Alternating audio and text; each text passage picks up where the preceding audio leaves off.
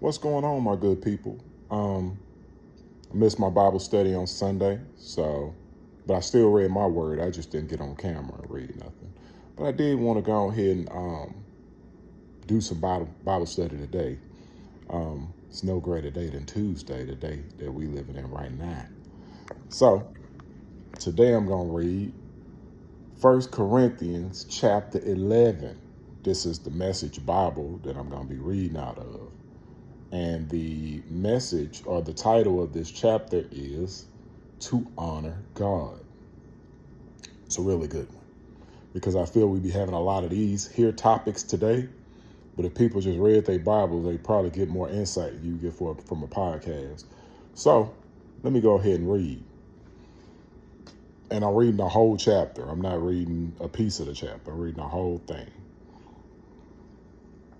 It pleases me that you continue to remember and honor me by keeping up the traditions of the faith I taught you. All actual authority stems from Christ.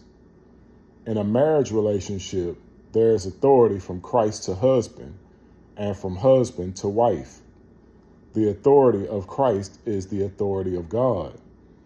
Any man who speaks with God or about God in a way that shows a lack of respect for the authority of Christ dishonors Christ.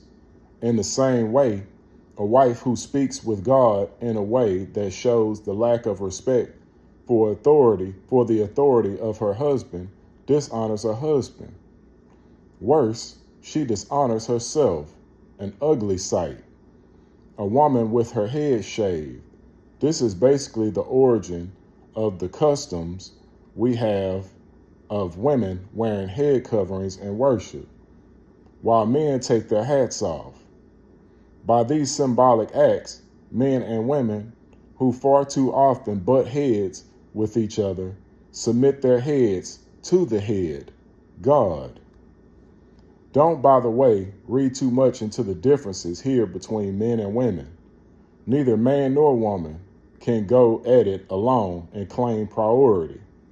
Man was created first, a beautiful, shining reflection of God. That is true. But the head on a woman's body clearly outshines in the beauty the head of her husband. Let me read that again. But the head on a woman's body clearly outshines in beauty the head, her husband. The first woman came from man, true, but ever since then, every man comes from a woman. And since virtually everything comes from God anyway, let's quit going through these who's first routines. Don't you agree there is something naturally powerful in the symbolism? A woman, her beautiful hair reminiscent of angels, praying for adoration. A man, his head bared in reverence, praying in submission. I hope you're not going to be argumentative about all of this. All God's churches see it this way. I don't want you standing out as an exception. Regarding this next item, I'm not at all pleased. I am getting the picture that when you meet together, it brings out your worst side instead of your best.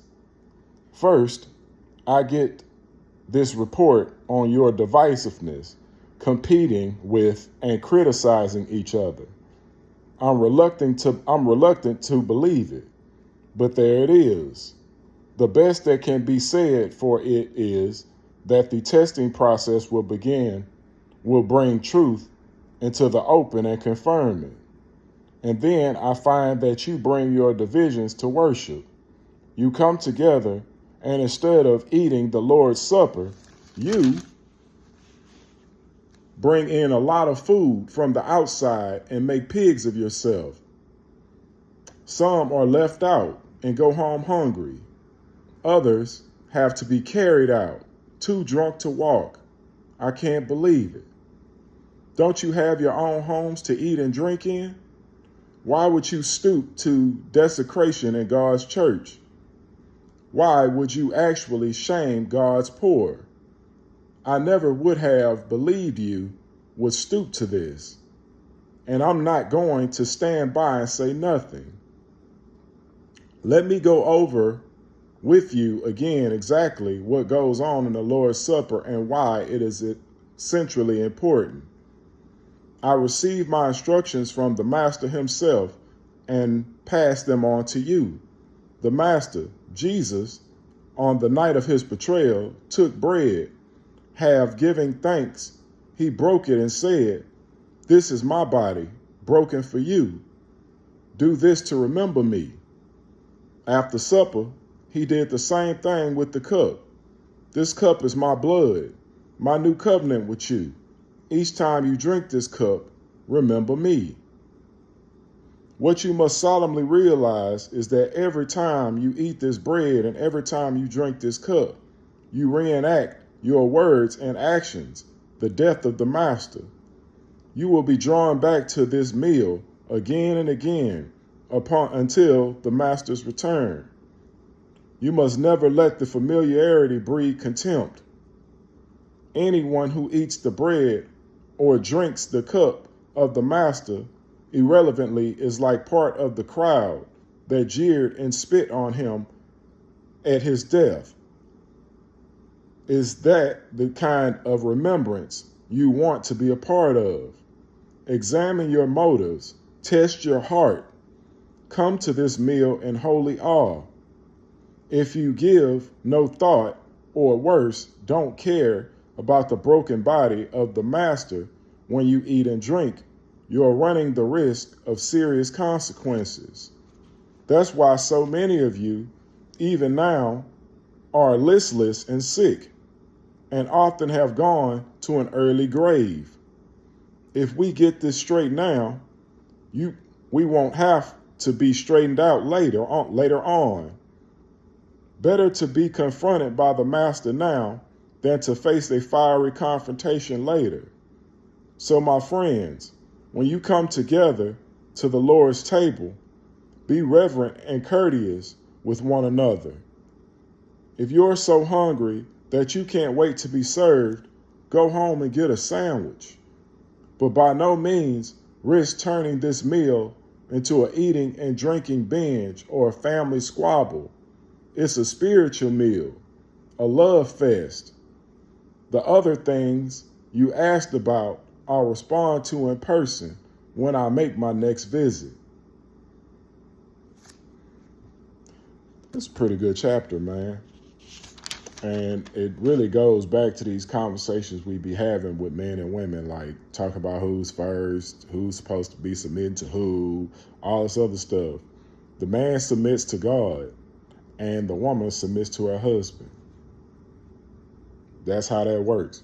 This is why I be asking women, who does your man submit to? If he submit to himself or he submit to the porn gods or the sex gods, that's who you gonna be submitted to. You submitted to a man that don't have no solid foundation. So when I be asking this and women be kind of jumping and be like, what do you mean? I'm just asking you because this is going to be the foundation of your marriage. Who is his God? Find out what type of spiritual foundation his God set on. And then you'll know what type of foundation you'll be set on. But arguing about who first, it don't really make a difference. If this civilization we live in wasn't as built up, women would understand better that they needed the man, and the man would understand better that he needed the woman. But civilization is built up so much that you can't see over the trees. You can't see that a woman needs a man or a man needs a woman. Today, you could just go to the grocery store. You don't have to grow your food in the backyard. Hey man, you can go find somebody every night at the club. That's what happens when civilizations are built up. But when you're in these war-torn countries that I was in, Iraq and Afghanistan, they needed one another. They knew very clear that they needed one another. But when you live in these societies that we live in today, you start asking these questions. When people get a little bit more freedom, they start asking more questions. And then you lose sight of what God really had in place for us all along. So this chapter here was 1 Corinthians chapter 11, and it's called, the title of this chapter is To Honor God.